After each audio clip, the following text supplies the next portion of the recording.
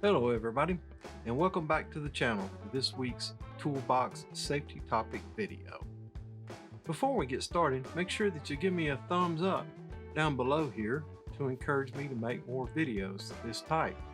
Also, subscribe to my YouTube channel where you'll find additional videos of this nature, along with other safety related videos and leadership training videos. Well, I need a haircut. It's been 6 weeks, I think, in this COVID-19 with the barber being closed, and I'm sure he's struggling. And I went by there Saturday morning and was going to get it cut, and there was a line out the door, and the poor barbers were dressed up in this terrible PPE. And I just decided, I'll wait. Now, don't get me wrong, I intend to pay those guys for the past 3 haircuts I've missed, because I believe that, that stimulus money is to do that kind of thing to help people, small businesses, business owners, and things like that.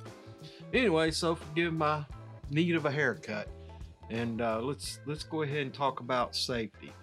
Now, this month we'll be talking about fall protection for the entire month. Today's video, the first of 4, we'll be talking about attitudes about fall protection and possibly why people fall. And then next, the second video, we'll be talking about types of fall hazards. What kind of hazards present themselves as fall hazards where people get themselves injured or killed. And then the third video will be on fall protection systems, how we protect ourselves from falls, everything from engineering to administrative to personal protective equipment or personal fall protection equipment. And then finally, the final video, we'll talk about how to inspect and use the various fall protection apparatus out there to protect ourselves from the falls, how to inspect them, how to make sure we're using them properly. Now, these little videos will not make you a competent person in fall protection. It requires quite a bit of experience, and my classroom is normally a 5-hour ordeal that we go through for fall protection. So it could be, even that's not enough. So fall protection is quite an extensive thing. It takes a lot of training. But anyway, we'll cover with broad strokes and get some continuing education and maybe refreshing people's memories on fall protection. If you feel you need additional training in fall protection, get with your supervisor, get with your safety professional, and see about getting that. So let's go ahead and get started with this week's Toolbox safety topic. And I'd like to talk about the 3 dangerous attitudes that lead to fatal falls. Now, despite efforts to reduce falls, they still remain the #1 killer in construction. They also account for approximately 12% of total occupational injuries across all industries. It's amazing, we educate, inspect, and discipline, and yet falls continue to occur. But why? Perhaps part of the answer is that workers seem to have many misconceptions about falling. Beginning with, it can't happen to me. Well, it can, and it does.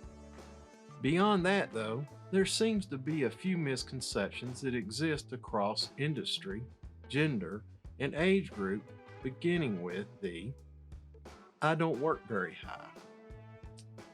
Well, while it's true, now this is 2012, and you can go to the Bureau of Labor Statistics and look up the fresh numbers. 25% of fatal falls occur in falls greater than 30 feet. It is also true that 25% of fatal falls occur in falls less than 10 feet. Let's allow that to sink in. just as many people died from falls less than 10 feet as from falls of more than 30 feet. Fall fatalities aren't all about how far you fall and how hard you hit the ground, but also which part of the body hits. Striking your head at any height could be fatal. There's a reason OSHA's fall protection rules don't start at 20 or 30 feet, because you don't have to fall far to be seriously injured or killed. And then there's the I'll catch myself.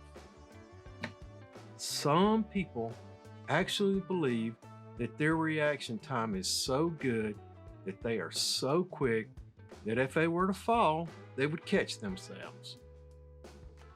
While this might work if you felt like you were about to fall, and B, there was actually something nearby to grab onto, the fact of the matter is, if you do fall, you are out of arm's reach in the blink of an eye. Let's take a look at how fast we actually fall. In a half a second, you fall 6 feet. In a second, your fall is 16 feet.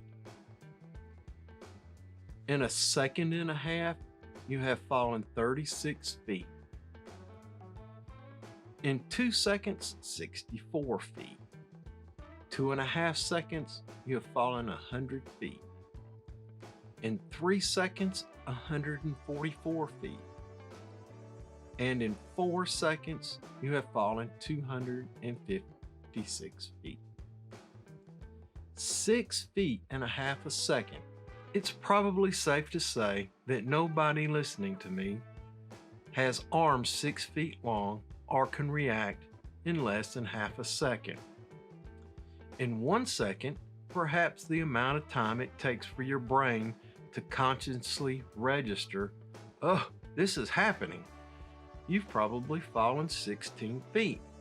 In many situations, this means that you've already hit the level below. And then there's the I have good balance. Maybe so.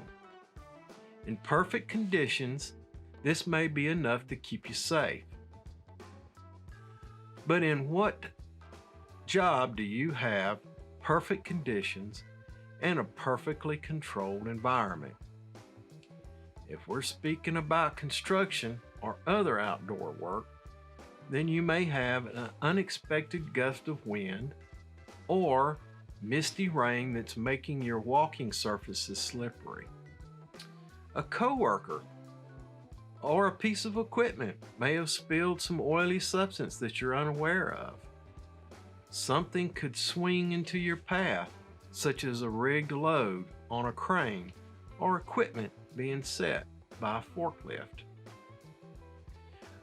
Worse yet, you could back up and trip into a skylight. Or your own health could work against you.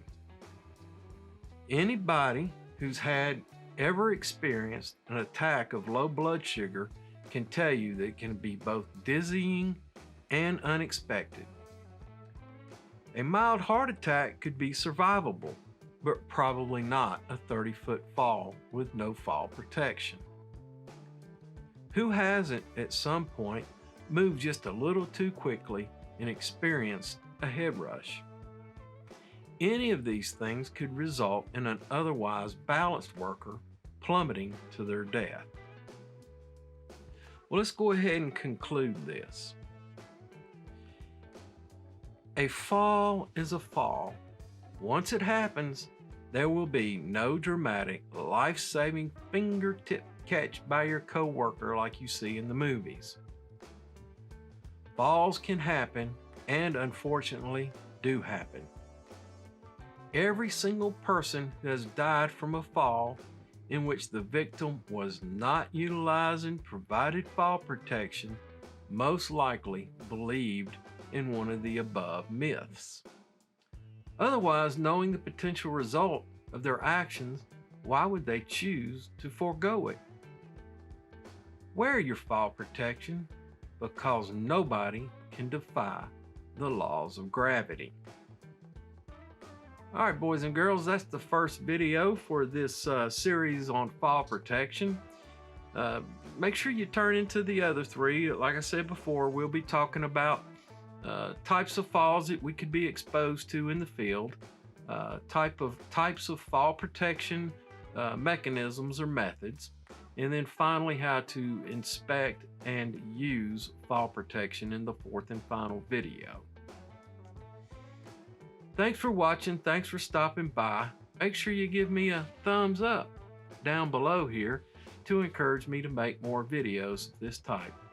Also, subscribe to my YouTube channel where you'll find additional videos of this nature, along with other safety related videos and leadership training videos. Until we see each other again, take care of yourself as your number one. Look out for your co-workers and help ensure their safety. Have a grateful day. And remember, I will see you in the field.